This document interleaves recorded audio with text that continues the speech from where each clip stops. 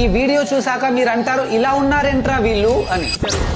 1960s లో Arab countries కి Russia తన అడ్వాన్స్డ్ MiG-21 ఫైటర్ జెట్స్ ని అందించింది. అయితే ఆ జెట్స్ తో తమకు ప్రమాదమని గ్రహించిన ఇజ్రాయిల్ ఆ ఫైటర్ జెట్స్ బలాన్ని తెలుసుకునేందుకు చాలా ట్రై చేసింది. కానీ ఏ ఇన్ఫర్మేషన్ దొరక్కపోవడంతో ఏదైనా దేశం నుంచి ఆ ఫైటర్ జెట్ ను ఎత్తుకొచ్చేందుకు ఒక స్పెషల్ ఆపరేషన్ చేపట్టింది. ఫస్ట్ ఒక ఈజిప్ట్ పైలట్ ను ఒప్పించేందుకు ట్రై చేసి ఫెయిల్ అవ్వడంతో ఆ ప్లాన్ లీక్ అయ్యి ఇద్దరు మీడియేటర్స్ కి ఉరిశిక్ష పడింది. నెక్స్ట్ ఇరాక్ ఎయిర్ ఫోర్స్ లో పనిచేస్తున్న ఇద్దరు ఫైటర్స్ ని కాంటాక్ట్ అయ్యి వాళ్ళు ఒప్పుకోకపోవడంతో చంపేసింది.